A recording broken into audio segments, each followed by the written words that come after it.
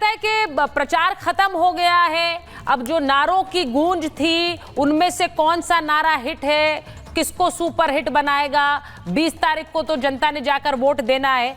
लेकिन सबसे बड़ी बात, आज जो आखिरी नारा आया और वो जाते जाते राहुल गांधी ने दे दिया चारू जी, वो प्रचार का आखिरी दिन था आज और उन्होंने कह दिया कौन एक है कौन सेफ है, जरा देख लीजिए। उन्होंने सेफ भी खोल दिया, सेफ के अंदर से तस्वीर भी निकाल दी। उस तस्वीर पर आपने भी कई तस्वीरें निकाल दी। अब मुझे ये बताइए सेफ कौन है, कौन अनसेफ है 20 तारीख को? सुचारिता जी नमस्ते। एंड बहुत समय के बाद मैं आपके आज शो पर आई हूँ, तो मुझे बुलाने के लिए धन्यवाद। देखिए, समस्या ये है कि आज राहुल गांधी और उनके सारे सहयोगी लोग अपना डेस्परेशन दिखा रहे हैं। वो ये दिखा रहे हैं कि वो किस हद तक कॉर्नर्ड फील कर रहे हैं, क्योंकि देश की जनता को उनकी असलियत समझ आ गई है। आज की प्रेस कॉन्फ्रेंस आप मुझसे पूछिए तो एकदम बचपने की प्रेस कॉन्फ्रेंस थी। छोटे बच्चे जैसी हरकतें करते हैं ना, ये कुछ इस तरीके की प्रेस कॉन्फ्रेंस थी। तो अगर बाला साहेब ठाकरे राहुल गांधी को अपने समय पर छोटा पोपट कहते थे तो क्या गलत कहते थे? छोटे भी हैं और पोपट भी हैं, और मुझे कुछ ऐसा लगता है कि जीवन भर छोटे पोपट ही ये रह जाएंगे। आज उन्होंने ये तो सोचा नहीं कि खुद शीशे के महल में रहते हैं वो, इधर उधर अगर वो उंगली उठाएंगे तो अगर उनके काले चिट्ठे जनता के सामने और खुलते चले जाएंगे तो उनका क्या होगा।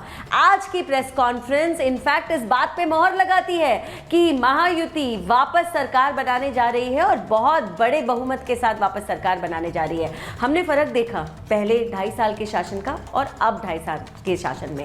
हमने इस बार ये देखा कि अगर हम एकता की मांग करते हैं तो कांग्रेसी कैसे हिल जाते हैं। भाई क्यों नहीं हिलेंगे, ये तो अंग्रेजों के जमाने से चलते आ रहे लोग हैं, तो इन्हें तो अंग्रेजी ही पसंद आती है। तो अगर विंस्टन चर्चिल कहते हैं यूनाइटेड वी स्टैंड तो ये बहुत अच्छी बात है, लेकिन अगर हम कहेंगे एक हैं तो सेफ हैं तो इनको आपत्ति है। विंस्टन चर्चिल कहते हैं डिवाइडेड वी फॉल तो बहुत अच्छी बात है, लेकिन अगर योगी जी कहते हैं बटेंगे तो कटेंगे, इन्हें आपत्ति हो जाती है। अच्छा, इन्होंने क्या क्या नहीं कह डाला भारतीय जनता पार्टी को, क्या क्या नहीं कहा। आज इन्होंने सांप कहा, ऐसा सांप जिसको मार डालना चाहिए। इससे पहले इनके नेता ने कुत्ता कहा। इनकी आप भाषा का प्रयोग देखिए। आप ये महिलाओं का सम्मान करना नहीं जानते। महायुति की जो नेता हैं शाइना जी, उनके ऊपर उन्होंने किस तरीके के वार किए शब्दों से। उसके बाद एक तरफ पलट के इन्होंने माफी भी नहीं मांगी। और सबसे बड़ी बात ये है, झूठे आप क्या वाकई सोच रही थी कि राजनीति में कोई माफी मांगता है क्या? चारू जी, चारू जी आप कह रही हैं पलटकर माफी नहीं मांगी, कोई मांगता है माफी क्या?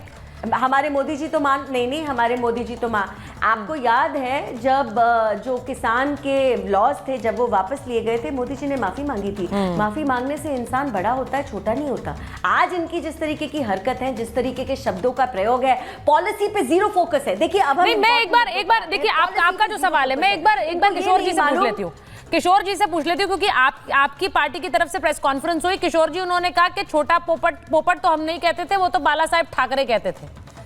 तो उन्होंने कहा हम तो उसी को आगे बढ़ा रहे हैं और उसी बात को आगे रख रहे हैं। अब जहां एक तरफ राहुल गांधी प्रेस कॉन्फ्रेंस खत्म नहीं कर रहे थे, बीजेपी तैयार थी अपनी प्रेस कॉन्फ्रेंस के लिए, उन्होंने कर दी। अब ये पोस्टर निकालना, एक है सेफ है, उन्होंने कितनी तस्वीरें जारी कर दी कि भाई अडानी के साथ आपके इतने नेताओं की फोटो है। तो ये जाते जाते इन्होंने आखिरी दाव तो चलने की कोशिश की किशोर जी, लेकिन उन्होंने बाला साहेब ठाकरे का नाम लेकर हमला कर दिया भाई राहुल गांधी पर। ऐसे तो बहुत क्लिप आएंगे क्योंकि हम 28 साल बीजेपी के साथ समझौता था और कांग्रेस हमारी प्रमुख प्रतिद्वंदी पार्टी। लेकिन एक बात मैं बता रहा हूं, मुद्दे से भटकाने का ट्राई बीजेपी ने बहुत किया। इलेक्शन को पोलराइज करने का भी किया, और लेकिन मुद्दे जो महाराष्ट्र में थे, एक प्रमुख मुद्दा था किसानों को कपास और सोयाबीन को मूल्य नहीं मिल रहा, उसकी खरीदी नहीं हो रही। किसानों के आत्महत्या का था, बेरोजगारी का बहुत बड़ा मुद्दा था, महंगाई का था, और जो प्रोजेक्ट गुजरात में चले गए उसको रिस्टोर करने का एक मुद्दा था। और इस पर उद्धव ठाकरे ने भाषण दी।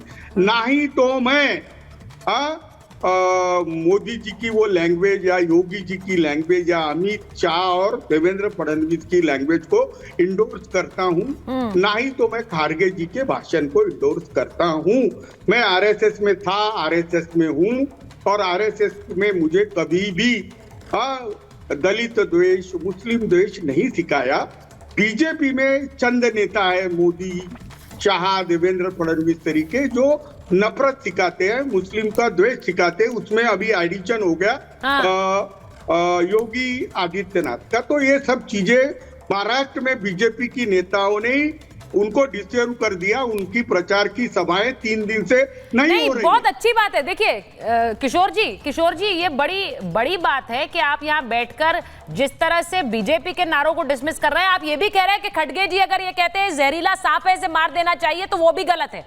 ये आप कहने की हिम्मत रखते हैं, मैं ये कह रही हूँ, ये बड़ी बात है। लेकिन क्या अजय जी ये बात कह पाएंगे? अजय जी, चुनाव के आखिरी में जाते जाते अपनी बात कर देनी चाहिए थी कांग्रेस पार्टी को, क्या करेंगे, क्या प्लान है, सरकार में आते हैं तो क्या कर सकते हैं, लेकिन जाते जाते भी इन्हीं को सांप, इन्हीं को मार दो।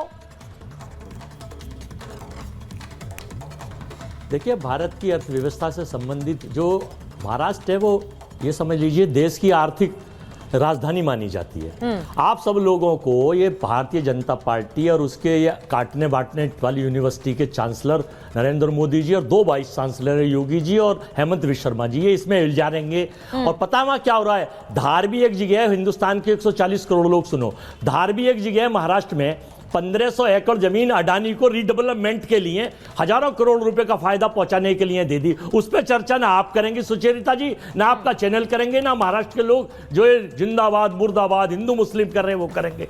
अरे इस तरह से एक है और सेफ के नारे इसलिए दिए जा रहे हैं। और राहुल जी ने जो दिखाया है वो सही दिखाया है, सही कहा है। धारवी की वो जमीन 1500 एकड़ रीडेवलपमेंट के लिए आखिर कैसे दे दी, क्यों दे दी? और देश में डेवलपर नहीं है क्योंकि अडानी जी इनके परम मित्र हैं और 4 लोगों को। तो सर वो तस्वीरों पर भी बोलिए जिसमें रॉबर्ट वाड्रा अडानी के साथ घूम रहे हैं, रॉबर्ट वाड्रा भी अडानी के साथ घूम रहे हैं, वो क्यों घूम रहे हैं भाई उनके साथ?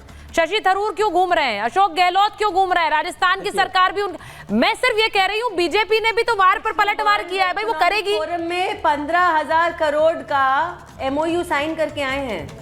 अरे बीच में फिर ये आ गई हैं, अब ये बीच में आ गई हैं, थोड़ी देर रुक तो जाइए। ठीक है, वो रुकेंगी। जब आप इस पर अजीत बोलिए ना। कुमार 70,000 करोड़ रुपए के घोटाले के लिए 27 अक्टूबर को प्रधानमंत्री जी कहते हैं जेल जाएंगे, चक्की पीसेंगे भ्रष्टाचारी महाराष्ट्र के अजीत पवार। और 4 तारीख को वो इनकी पार्टी में बीजेपी नामक वॉशिंग मशीन में धुलकर और भाजपा नामक पोर्टल से साफ होकर आ जाते हैं, तो इनका ईडी पोर्टल से भी नाम हट जाता है।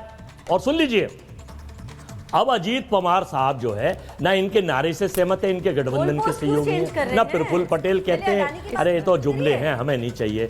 तो इस देश में ये भाजपा जो है व्हाट्सएप यूनिवर्सिटी द्वारा प्रतिपादित स्थान उत्पादित करने के लिए इस यूनिवर्सिटी का काम नहीं चलने का। अब यहाँ ये तो देश जनता मुद्दों पे लड़ाई लड़ रही है। महाराष्ट्र का लोग वोटर मुद्दों पे मां मराठी मानुस की लड़ाई लड़ेगा। उद्धव जी और बाला साहब ठाकरे की बात मानेगा, अजीत पवार की नहीं शरद पवार जी की मानेगा, और महात्मा गांधी की बात मानी जाएंगी, गॉडसे की विचारधारा नहीं चलेगी।